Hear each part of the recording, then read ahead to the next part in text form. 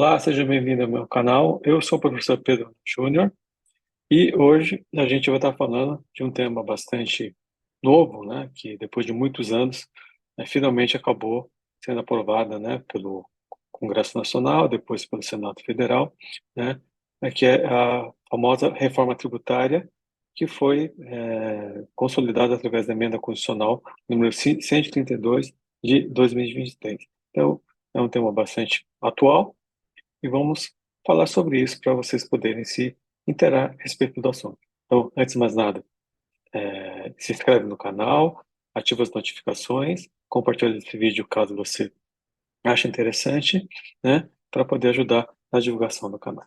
Então, a gente vai estar falando hoje sobre a reforma tributária que foi trazida através da emenda constitucional número 132 de 2023, né, no dia 21 de dezembro de 2023 ela foi publicada no Diário Oficial da União, depois de um amplo debate, negociações entre estados, municípios e a União para poder aprovar ela, porque ela vai trazer uma mudança significativa no nosso sistema tributário, especificamente no que tange aos tributos indiretos, tributos sobre consumo, né? E qual que é o objetivo dessa reforma tributária? Seria reformular o sistema tributário nacional e simplificar a tributação, né? Nós temos questões de direito tributário, que é a criação de novos tributos, e temos a questão da repartição dessa receita tributária, que é uma questão de direito financeiro, né? Como é que fica essa arrecadação, que antes você tinha o ICMS, o ISS, o PIS/COFINS, né? Cada um de um ente governante, PIS/COFINS da União Federal, ICMS do Estado e ISS do município, e agora você vai ter um tributo, né, que é a CBS ou o IBS ou o Imposto Seletivo, que vai ser uma arrecadação, né, que vai ter um comitê gestor que vai cuidar dessa repartição dessa receita tributária, então temos que também ficar atento em relação a isso, né. Temos que ficar atentos se na prática realmente essa simplificação vai acontecer ou simplesmente é uma mudança de terminologia. Então, eu deixo de ter um, o ICMS, o ISS, o IPI, o PIS/COFINS e passo a ter tributos com nomes diferentes, né? Então, a gente vai ver que o fato gerador é um pouco diferenciado e temos a questão da tributação em vez de no local da origem, mas na tributação no local do destino, né? A emenda constitucional, ela trouxe, né, as linhas gerais, né, porque não podia ser diferente, e tudo vai depender do quê? De regulamentação através de lei complementar, lei ordinária, decretos, normativas e portarias, né? Então, a gente tem que ficar atento, né, em relação a isso, né? Como já falei, há uma mudança, né, de tributação, em vez de ser na origem, vai ser na questão do destino, então é isso que a gente tem que tomar bastante cuidado, né, em relação a isso. Então, é importante, né, a gente, todo mundo estudar a matéria. Por quê? Porque, né, em relação a isso, todo mundo está começando do zero novamente. Então, existe bastante oportunidade tributária aí para nós, operadores do direito, e também pessoal da contabilidade, para poder trabalhar em relação a isso. É o que semelhante aconteceu quando veio a mudança da legislação referente à contabilidade, né? A adoção do IFRS aqui no Brasil. Então, houve muita mudança, muito estudo em relação a isso, e até a coisa se consolidar é um caminho bastante longo. E a gente sabe que vai ter um período de transição bem longo em relação a esse sistema tributário novo, então a gente tem que estar muito atento em relação a isso. Então, é uma coisa que a gente tem que se preocupar no momento, vai ter impacto agora? Não a curto prazo, mas sim a longo prazo. Então, é isso que a gente tem que tomar bastante cuidado, né? É, e o que essa reforma tributária fez, né? Ele extinguiu cinco tributos, então ele vai extinguir, né, cinco tributos, então vai extinguir o PIS, a COFINS, o ICMS, o ISS e o IPI. O IPI é a extinção a partir de 2027, ou seja, vai ter alíquotas zeradas para produtos de legislação não incentivada na Zona Franca de Manaus. Então, esses são cinco tributos que essa emenda constitucional trouxe que mudaria, né, nosso sistema tributário atual. O que vai vir em substituição a esses cinco tributos? Você vai ter a CBS, que é a contribuição de bens e serviços, vai ter o IBS, o Imposto sobre Bens e Serviços, e vai ter o IS, que é o Imposto Seletivo. Aí a gente vai verificar como é que vai funcionar, em linhas gerais, cada um deles, né? Então, o IBS, é Imposto sobre Bem e Serviço, ele vai substituir o ICMS e o ISS, ele é de competência estadual, do Distrito Federal e dos municípios, e incidirá sobre operações com bens materiais ou imateriais, inclusive direitos ou serviços, né? E a CBS, o que ela é? Ela é uma contribuição sobre bens e serviços, substitui o PIS e a COFINS, é de competência federal da União, incidirá sobre bens e serviços nos termos da lei complementar, né? Então, todos esses tributos vão depender de regulamentação via lei complementar, depois lei ordinária, depois decreto, né? Então a gente tem que ficar atento nessa regulamentação, o que vai vir. E é lógico, o que vai acontecer no começo? Deve vir alguns, não vai estar 100%, o sistema 100% perfeito, vai ter que haver ajustes, modificações, cabe a nós, né, do mundo jurídico, assim como o mercado, ajudar nessa regulamentação, adequar, pleitear através das entidades de classes, para poder ajustar, para tentar chegar no sistema melhor, né? Vamos ter o IS, que é o Imposto Seletivo, de competência federal, arrecadação dividida com entes federados, com a finalidade de desestimular o consumo de bens e serviços prejudiciais à saúde ou ao meio ambiente, né? Então, essa que seria a estrutura em linhas gerais desses três novos tributos que foram criados com a emenda constitucional número 132 de 2023. O IBS e a CBS, né? O Imposto de Bens e Serviços e a contribuição de bens e serviços. Na verdade, era para ser um só, mas o legislador optou em criar dois, né, que seria chamado de IVA dual, é um tributo de competência da União, que é o caso da IBS, e outro de competência dos Estados, Distrito Federal e municípios, que é o caso da CBF, que é uma tributação geral sobre o consumo, cobrada sobre o valor agregado, complementada por um imposto específico sobre determinados bens e serviços. A incidência, eles têm mesmos faturadores de base de cálculos, tanto para o BIS quanto para a CBS, né? O cálculo é por fora, então a gente não vai ter mais aquela problemática que a gente tem hoje com o ICMS, com o IP, que é fazer o tal do cálculo por dentro, né? Que gera um pouco de trabalho para as empresas, né? E no final acaba acarretando de um aumento de carga tributária. Então, vai ser um cálculo por fora. Então, o IBS, CBS e IS não comporão suas próprias bases de cálculo, então isso já é uma vantagem em relação ao sistema antigo. O IBS e CBS não comporão as bases de cálculo um dos outros, e nem a base de cálculo e imposto seletivo e do PIS/COFINS. Já, né, o imposto seletivo entregará a base de cálculo do ICMS e do ISS no período de transição, IBS e CBS. O ICMS, ISS, PIS/COFINS e IPI não integrarão a base de cálculo do IBS e da CBS, né, nesse período de transição. Por quê? Né, até a extinção completa do PIS/COFINS, IPI, ICMS e ISS, o sistema vai ficar meio em conjunto. Depois, com a extinção, vai vigorar somente os novos tributos. O local da tributação, que é a grande novidade, é o local do destino da operação, e isso já está gerando bastante debate em relação à doutrina, né? Vai gerar alguns problemas práticos, né? Porque tem algumas operações que são fáceis você identificar qual é o destino da operação, algumas operações não são, como o caso de comércio eletrônico e outras coisas mais, que você deve ter que definir onde seria considerado o destino da operação, né? Então, essa é uma das grandes mudanças que tem essa reforma tributária, né, trazida pela Emenda Constitucional 132 de 2023.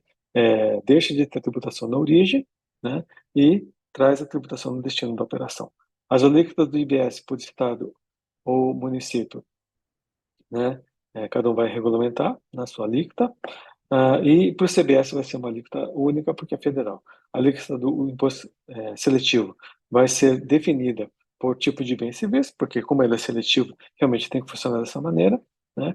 E nós temos a possibilidade de tomada de crédito, que seria possível de forma ampla, com menos exceções e limitações do que a gente tem hoje com a legislação atual do PIS/COFINS, do ICMS e do IPI. Então, essa seria uma das vantagens desse novo sistema tributário, né, de forma a atingir o seu objetivo, que é simplificar a tributação. E nós temos hoje, né? Então, o objetivo é bom, né? Então temos que ver isso na prática, se isso realmente vai acabar acontecendo. E o imposto seletivo, ou IS, como é que ele vai funcionar, né? Então, quais são essas premissas gerais? Então, primeiro, o fato geração, o fato gerador, né? Vai ser a produção, extração, comercialização ou importação de bens e serviços prejudiciais à saúde ou ao meio ambiente, como é o caso, por exemplo, do cigarro, né? Como é o caso, por exemplo, de um produto agrotóxico, né? De um veneno, alguma outra coisa. Então, isso ele é um produto que vai ser sujeito ao imposto seletivo, nos termos do que vai ser definido em lei complementar. Então, isso é importante a gente acompanhar o que a lei complementar vai definir para poder entender qual vai ser a tributação desse produto.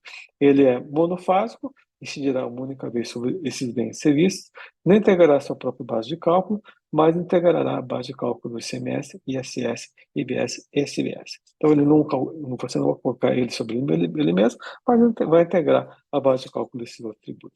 Alíquotas vão ser fixadas em lei ordinária, por bem ou serviço, podendo ser especificado por unidade de medida adotada ou ad valorem. Então, né, muito semelhante, né, ao que tem em relação ao IPI, só que, né, muda o nome e acaba sendo seletivo em relação a esses bens e serviços prejudiciais à saúde ou ao meio ambiente. Não incidirá sobre exportações, né, porque exportações sempre foi estimada, energia elétrica e serviços de telecomunicações. Não incidirá sobre bens e serviços que contam com redução de alíquota do IBS e da CBS. E, no caso das atividades extrativistas, a alíquota máxima que esse imposto seletivo vai ter é de 1% sobre o valor do produto e será cobrado independente da destinação. Então, em regras gerais, essa seria, né, as premissas básicas para a tributação do imposto seletivo. E nós vamos ter regimes diferenciados, né, de tratamento diferenciado em relação a CBS, ao IBS, né? E gera um pouco de preocupação que toda vez que você cria exceções, essas exceções acabam sendo repassadas para alguém. Então, você desonera um setor e acaba onerando os demais setores. Então, isso é uma problemática que, infelizmente, essa emenda constitucional não superou. Então, quais são os segmentos que vão ter tratamento diferenciado, com uma redução da tributação de até 60%? Que é o serviço de educação, é o serviço de saúde, que são essenciais, né? Dispositivos médicos e de acessibilidade para pessoas com deficiência, os medicamentos, serviço de transporte público, coletivo de passageiros rodoviários e metroviários de caráter urbano, semiurbano e metropolitano, alimentos destinados ao consumo humano, produtos agropecuários, agrícolas, pesqueiros, florestais e extrativistas, vegetais e natura, insumos agropecuários e agrícolas, produções artísticas, culturais, de eventos jornalísticos e audiovisuais, nacionais, atividades esportivas e comunicação institucional. Existe uma certa lógica em reduzir esse segmento, esses setores, né, esses produtos, né, para poder incentivar o consumo e também não onerar, né, dificultar a compra desses produtos, né, o acesso a eles, mas, né, aquilo que eu falei para vocês, toda vez que você cria uma exceção, alguém vai ser prejudicado porque alguém vai estar pagando imposto, né, no nome de alguém. Então a gente tem que tomar bastante cuidado.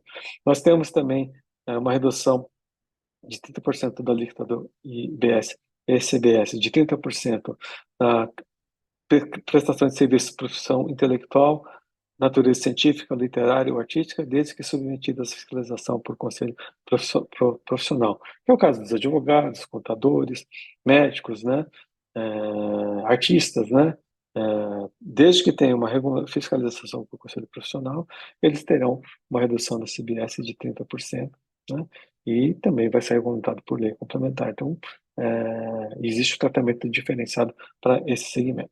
E foi um pleito bastante grande aí, né, por parte dessas entidades de classe. E aí a gente vai ter uma redução da alíquota de 100% ou isenção, né, que também vai ser regulamentado via lei complementar para esses segmentos, né. Questão dos dispositivos médicos, a gente note aqui, já tem uma redução de até 60, mas pode chegar até 100 dependendo do tipo de dispositivo médico. Dispositivos de acessibilidade para pessoas com deficiência, medicamentos, produtos de cuidados básicos e saúde menstrual, produtos hortícolas, frutas e ovos, serviços prestados por instituição científica, tecnológica e de inovação, né, sem fins lucrativos, veículos para pessoas com deficiência e pessoas com transtorno do espectro autista, veículos destinados à utilização da categoria de aluguel, no caso táxi, né, serviços de educação, abrangidos pelo ProUni, atividades de reabilitação de zonas históricas e áreas críticas de recuperação e reconversão urbanística. Então, esses segmentos e produtos também conseguiram um tratamento diferenciado, que pode chegar até 100% da redução da alíquota ou isenção da tributação, de maneira a facilitar o acesso, né, de quem precisa. Então, é o que a emenda à Constituição prevê, e é lógico, vai depender de regulamentação através de lei complementar, que a gente tem que estar olhando como é que isso vai acontecer, né? Nós temos também a questão de isenção também para receitas decorrentes do serviço de transporte público, coletivo de passageiros rodoviário e metroviário de caráter urbano e metropolitano, que também vai ser regulamentado por lei complementar. Então, a gente vê que tem bastante exceções, né? E alguns segmentos acabaram conseguindo a redução de 60%, 30% até 100% da tributação do CBS e da IBS, né? No caso desses segmentos, vai ter um regime específico de tributação, que vai estar regulamentado através de lei complementar. No caso dos combustíveis e lubrificantes, hoje a gente sabe que tem também uma tributação específica do ICMS, do PIS/COFINS para o segmento de combustíveis e lubrificantes. No caso dos serviços financeiros, operações com bens imóveis, planos de assistência à saúde e concursos prognósticos, também vai ter uma regulamentação específica, uma tributação, um regime específico para esses segmentos. As sociedades cooperativas também vai ter um tratamento diferenciado. Os serviços de hotelaria, parques de diversões, parques temáticos, agências de viagem, de turismo, bares, restaurantes, a atividade esportiva desenvolvida por sociedade anônima do futebol e aviação regional, também vai ter um regime específico de tributação, que vai ser definido por lei complementar.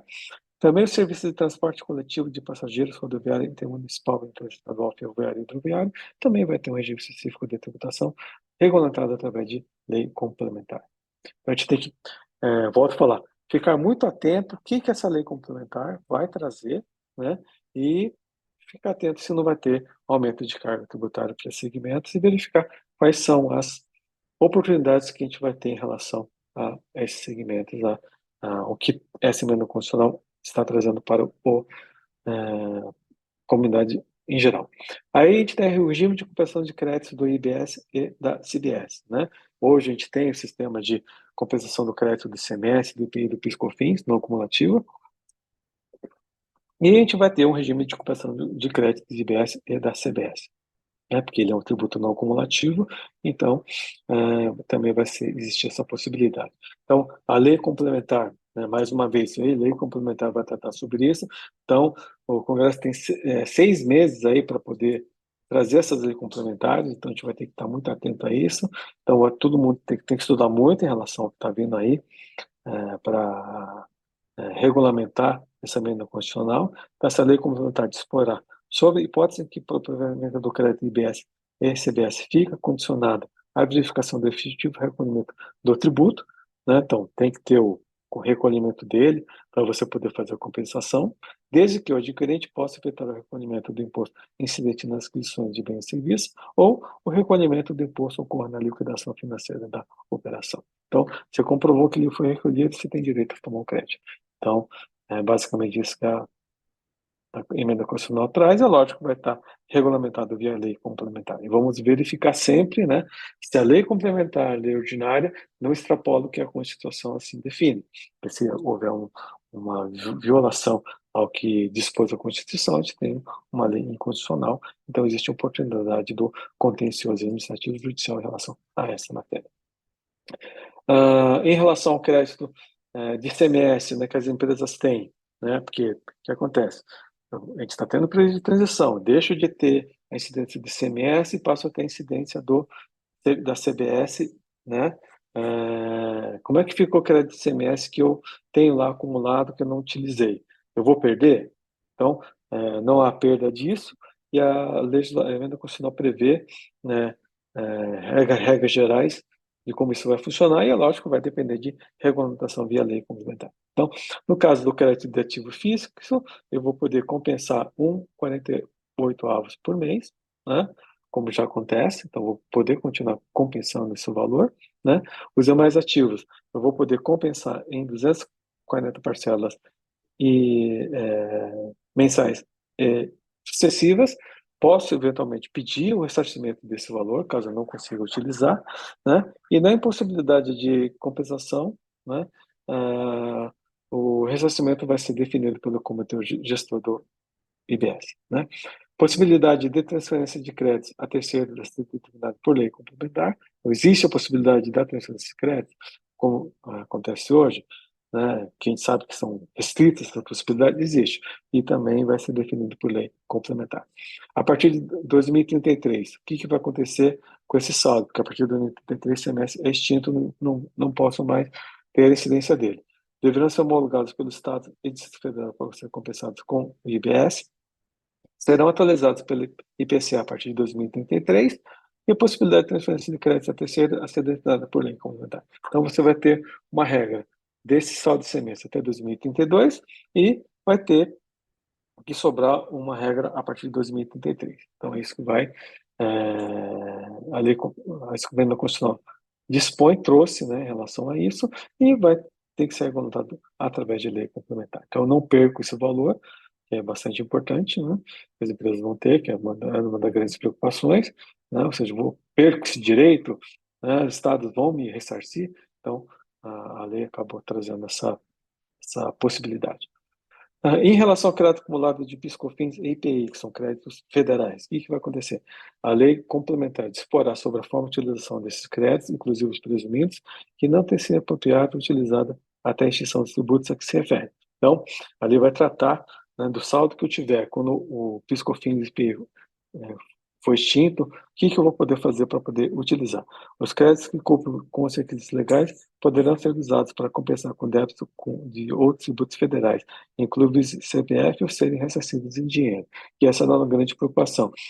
Se eu não conseguir compensar esse valor com a CBS ou com o IBS, o que eu faço? Perco? Eu poderia compensar com imposto de renda, por exemplo, poderia compensar com contribuição social sobre lucro, ou qualquer outro tributo administrado pela Secretaria da Receita Federal? Pode, você pode, porque a emenda constitucional permite, e isso vai ser regulamentado por lei complementar, e a gente tem que estar acompanhando como é que isso vai acontecer, né?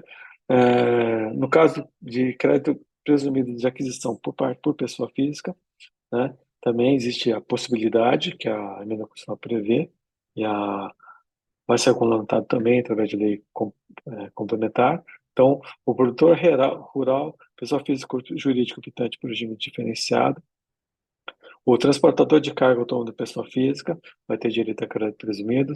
Os bens humanos usados de pessoa física para revenda também vai ter um crédito presumido. Resíduos e materiais destinados à reciclagem, reutilização logística reversa de pessoa física ou cooperativa também vai ter direito a um crédito presumido, né? Que a lei sim vai dispor.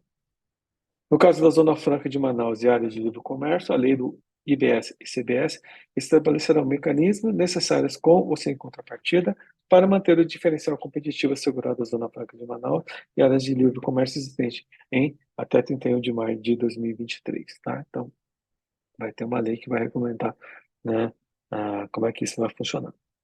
Aí, a gente vai ter uma gestão compartilhada, né, da arrecadação da CBS e do IBS, que é um conselho federativo, que foi o comitê gestor que vai ser responsável por isso, que antes era um conselho chamado Conselho Deliberativo, aí resolveram trocar o nome para comitê gestor, que vai ter a natureza de uma autarquia nacional. Esse comitê gestor será formado por integrantes da administração tributária estadual e distrital. Se não me engano, são 27, né, representantes de estados e 27 representantes dos municípios, né, que vão estar deliberando como é que vai ser a administração desses créditos de arrecadação por parte da CBS. Caberá ao Comitê Gestor editar o Regulamento Único Nacional do Imposto, formular sua proposta orçamentária, gerir a Câmara de Compensação, a qual caberá distribuir a arrecadação devido ao estado de destino, com compensação recíproca de crédito do imposto, cabendo aos entes realizar aportes financeiros para liquidar os resíduos. Então, teoricamente, parece que vai funcionar. Agora a gente tem que ver se isso na prática vai funcionar, né? Ou seja, se não vai ter uma briga política em relação a isso, como é que vai ser essa repartição dessa receita, dessa arrecadação, né, por parte dos entes, né? Eu acho que até a coisa realmente funcionar, vai ter um pouco de trabalho, a gente tem que observar em relação a isso, e espero que isso não engesse os municípios dos estados, né, que dependem dessa receita para poder pagar as suas contas. Então, a gente tem que tomar bastante cuidado em relação ao que vem. Isso é uma questão mais de direito financeiro do que de direito tributário, mas é importante porque impacta aí, né, o, a sociedade como um todo. Aí nós temos as fases de transição em relação ao que essa reforma tributária traz. Então, até de 2024 até 2025, o recolhimento do PIS, COFINS, ICMS, IPI e ICS no modos atuais, então não vai ter mudança nenhuma. Então, nos próximos 2 anos, vamos continuar com o sistema tributário vigente, não vai haver mudanças. A partir de 2026, você vai ter, né, junto com PIS/COFINS, junto com o ICMS, né, junto com o ISS, junto com o IPI, o IBS é uma alíquota de 0,1% e a CBS é alíquota de 0,9%.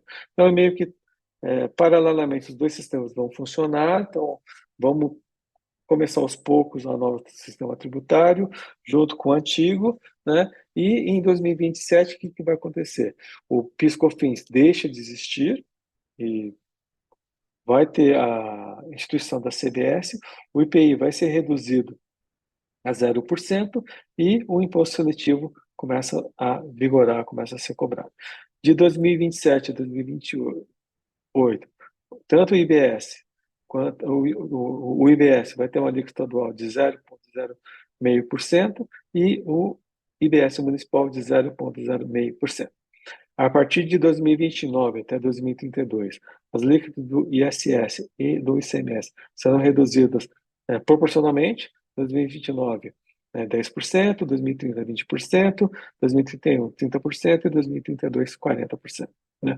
E a partir de 2033, a extinção do ICMS e ISS e a extinção definitiva do IBS. Então, eles quiseram fazer um modelo de transição, que é lógico que você mudar o sistema, já querer começar a cobrar a partir de amanhã ou no próximo exercício financeiro, ia dar uma confusão muito grande, então criaram essas transição escalonada, né, de 10 anos até o, o sistema realmente começar a vigorar, o novo sistema dos novos tributos começar a vigorar. Então, a gente tem que ficar bastante atento em relação a essa transição que vai acabar acontecendo, né? O sistema ele permite travas e limitação da carga tributária atual, ou seja, o objetivo é não ter aumento de carga tributária, só que a gente sabe que às vezes na prática isso acaba não acontecendo, mas que a legislação acaba, a emenda constitucional acaba prevendo. Então, existe um período de reavaliação da arrecadação tanto da CBS quanto do IBS. Então, há a possibilidade de dar redução do CBS em 2030, se as receitas da CBS e do imposto seletivo de 2007, 2027 e 2028 forem maiores que a média da arrecadação do PIS/COFINS e IPI de 2012 a 2021. Aqui houve uma linha de corte, porque 2021, porque 2022 e 2023, como houve a possibilidade da reforma tributária, alguns estados aumentaram as suas alíquotas, aumentaram a sua carga tributária. Então, para que isso não contaminasse de maneira equivocada, né, o novo modelo, então colocaram a linha de corte de 2021. Existe também a possibilidade da redução da CBS e da IBS em 2035, se a receita da CBS, IBS e imposto seletivo entre 2029 e 2033 forem maiores que a média de arrecadação do PIS/COFINS e IPI de 2012 a 2021. Então, eu acho que isso é positivo.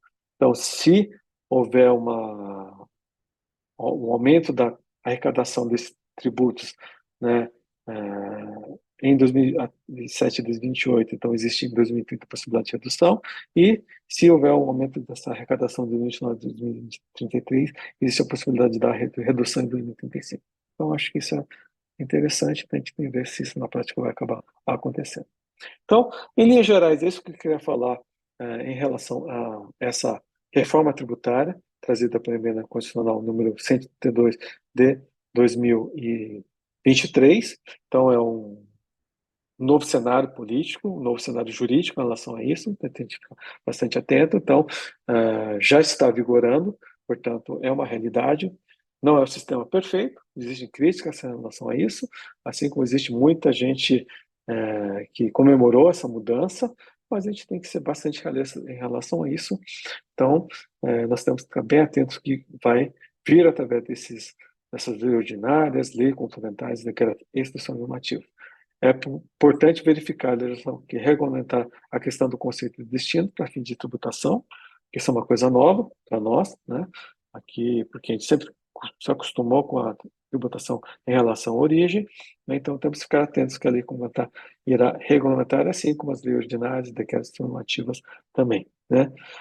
Uma questão que a gente também tem que analisar, que não ainda regulamentou, que é como fica o processo administrativo tributário, tanto da CBS quanto do IBS. Porque o IBS vai ser é um tributo federal, ok, então vai ser julgado pelo CARF, acho que não vai ter problema em relação a isso, mas CBS é municipal e estadual. Então, quem vai ser competente para julgar essa matéria?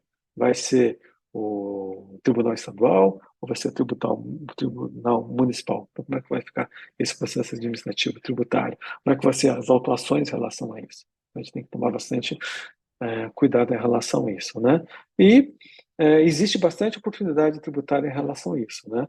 Eu gosto de brincar com o termo que vamos fazer do limão uma limonada. Então, não é um sistema perfeito, mas é o que está posto. Então, vamos transformar isso numa limonada, existe bastante oportunidade para você, advogado, contador, consultor jurídico, consultor tributário, e eu acho que a gente tem que aproveitar essas oportunidades, né, e poder auxiliar os nossos clientes e auxiliar ao que vem por aí, para tornar esse país no Brasil melhor. Então, é isso que eu queria falar na videoaula de hoje. Trazer para você um panorama geral dessa reforma tributária. Espero que você tenha gostado do vídeo. Não deu para abranger tudo, mas procurei abranger os principais aspectos. Se inscreva no canal, compartilhe esse vídeo e vejo você no próximo vídeo. Obrigado, até a próxima.